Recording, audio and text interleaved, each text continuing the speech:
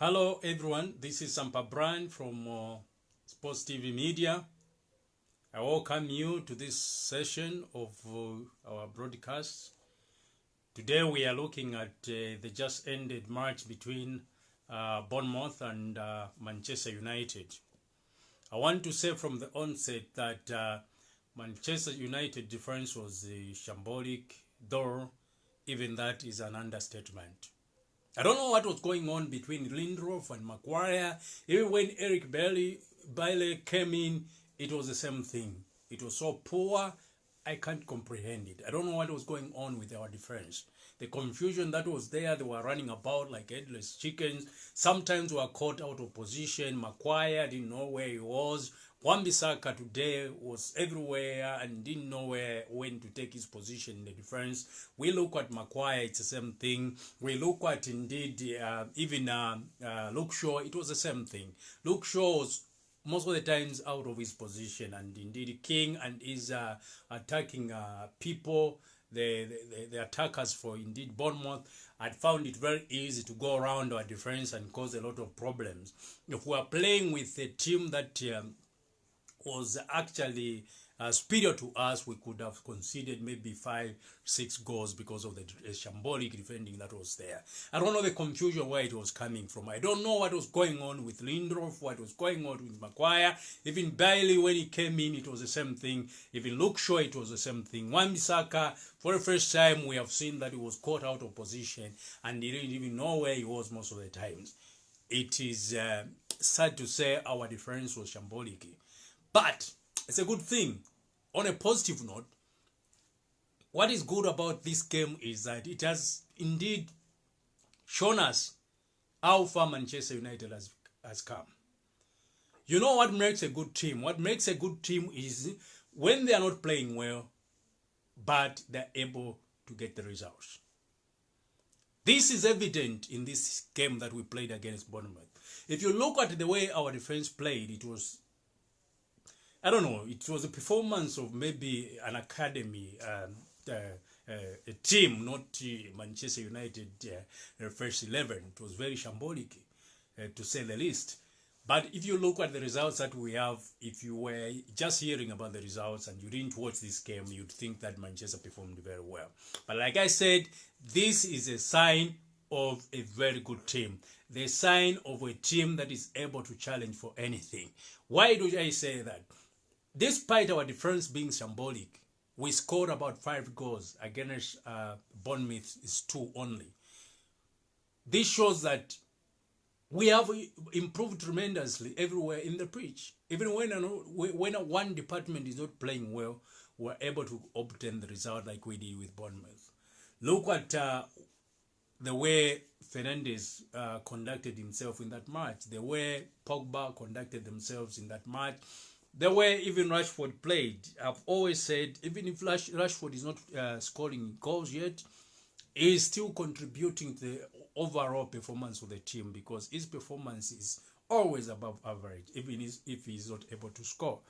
We saw today, I was a bit hesitant and a bit worried when he was given the penalty to take. I was wondering why the coach would allow that, even why Fernandes himself would allow Rashford to take that penalty. We know what has happened in the past with Rashford and Pogba and all the other Manchester United penalty takers. We know what they're able to do.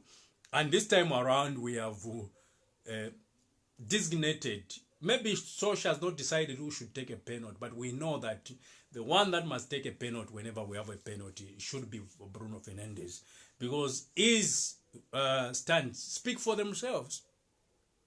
14 shots, no miss.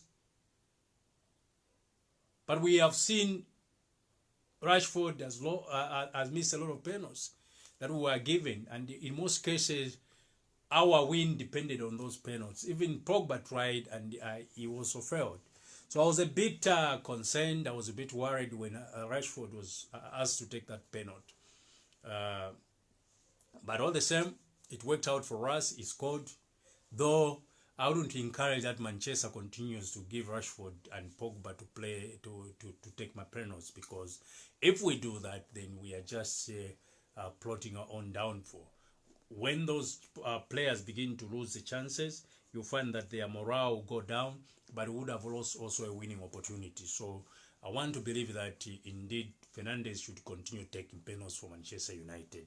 This is what must happen for Manchester United.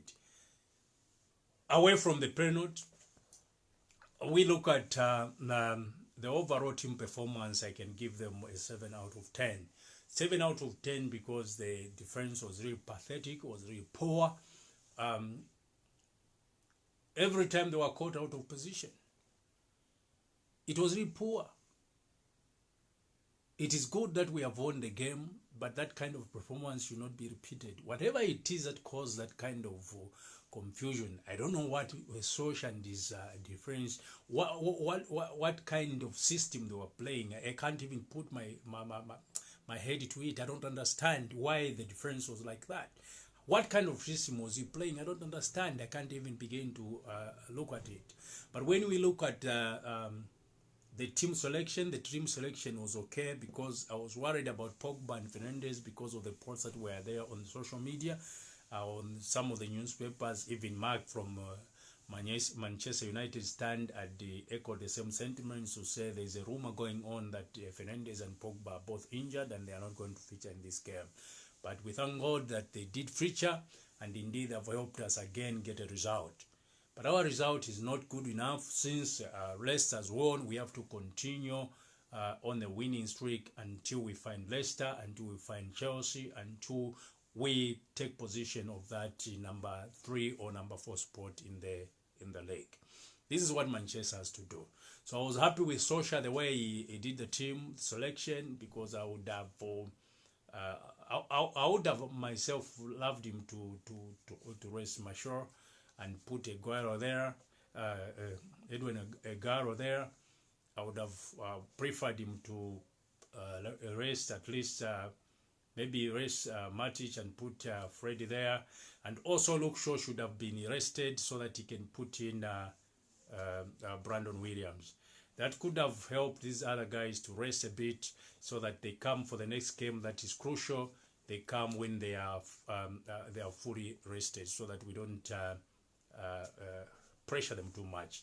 We need to rotate the team a bit. Maybe we just get 2 people to rest at a time, so that we don't mess up the team like we did with Norwich, where a lot of people were rested, and therefore there was confusion all over.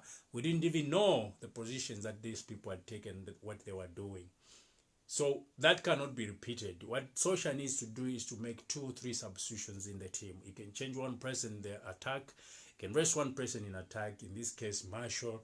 Though he scored even today, I'm not impressed with the way he's playing. I don't know what is going on with him, but his contributions are not really below par. When we look at the midfield of Matic, Pogba and Bruno, they performed well even today. We look at the defense, it was shambolic. I will shortly go on to do the player rating in another video. For this video, we are just looking at the game, the way it was played, and we are saying our attack line has improved tremendously, and it's a reason of the attack why Manchester has won today. Otherwise, had it been for the defense, we would have lost this game. I was a bit worried in the mid of the game when Bournemouth first scored. When we equalized, we were a bit uneasy the way we were playing.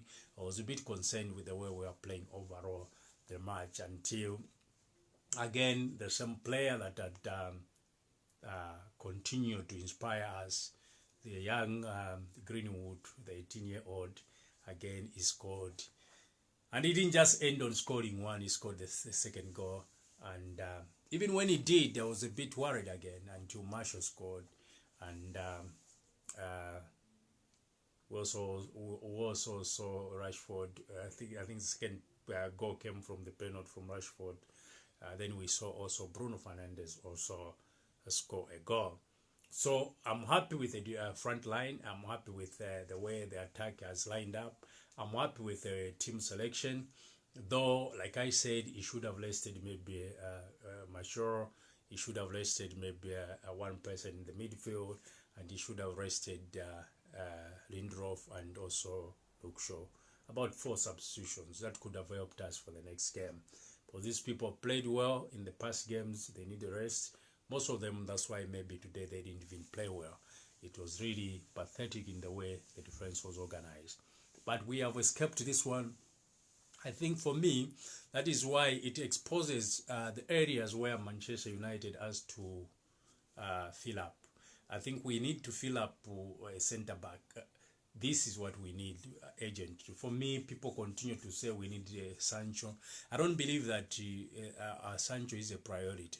I think the defense is a priority for Manchester United. We also need one person in the midfield because Pogba and Bruno out, then like who are worried today to say they're not going to play, who are wondering what is going on. So, an injured Pogba, an injured Bruno Fernandes, Manchester again will start playing crappy football. We have continued to enjoy the attacking football that Manchester United has come to play of late, and we want it to continue like that. So buying another midfielder like Jack Grealish, I think that would do well for Manchester United. I don't think that is a priority for us to buy Sancho. You have seen the way Greenwood is coming up, and I think we need to encourage him to continue to play that position. For me, if really we want to buy someone, I would rather we buy an actual number 9 so that we stop using Mashaw as number 9. He's not really good at that. We have forced it. We continue to force it. The performance of Mashaw doesn't warrant him to play that position of number 9. I think we must look at buying an actual number 9. Maybe we can look at Harry Kane.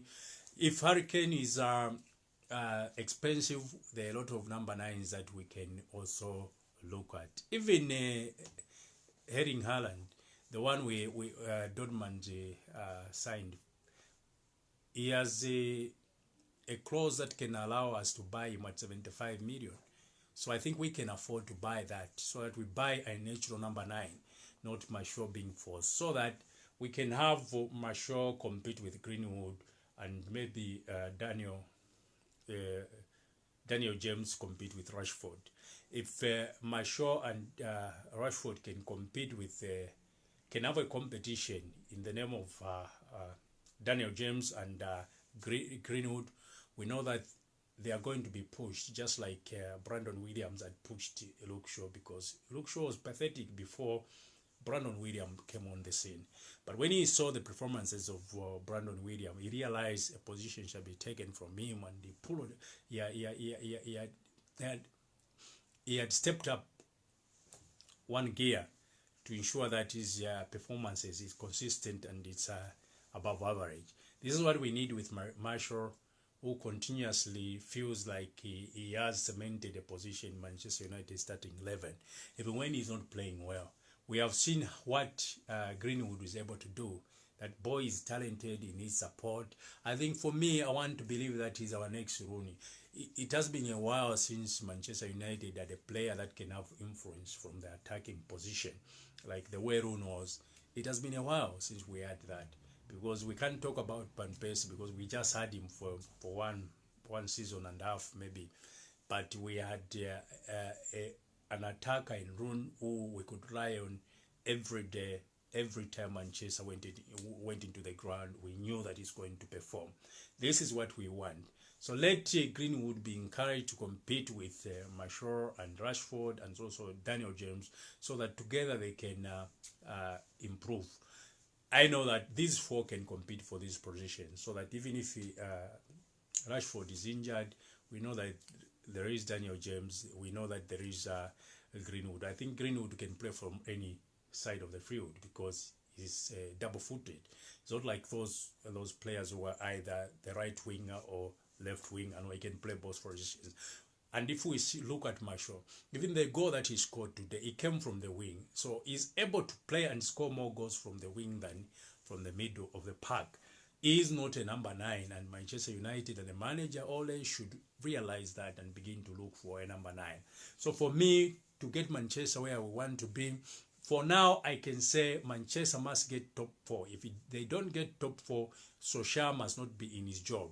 We need a coach that can compete. Next season, we have to compete for a trophy. I don't believe that people should say that we have a lot to go in in order for us to catch up with City or to catch up with Liverpool, that is utter nonsense. Because when you look at City and Liverpool, look at our front line.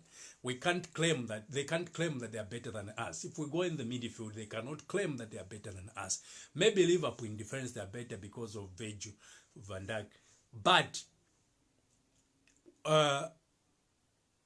when we look at the midfield and we look at the front line, they can't claim to be better than us.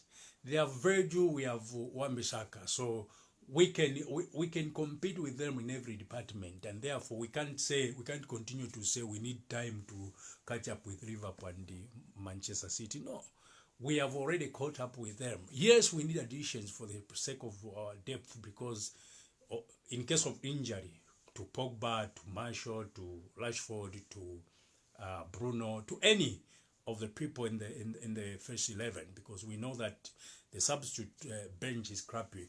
We need a strong bench as well. That is why we need to sign players. Otherwise, the first 11 can compete with any team in the Premier League today as it is. They should be encouraged. We should continue to ride behind them and support them. And if the manager doesn't believe that these people can compete indeed for next season, for the trophy, for the Premier League, then he's not the right man in the job. I want to thank you for joining us, and I ask you to follow us on YouTube. It is Sports TV Media. Follow us, like the page. You can also share the video with friends so that you support us and you follow this channel. You can hit notification button so that every time we post a video, you're able to be notified. Leave a comment and let us know what you think about the game that Manchester United played. Bye-bye. This has been Brian Sampa from Sports TV Media. Until next time, bye-bye.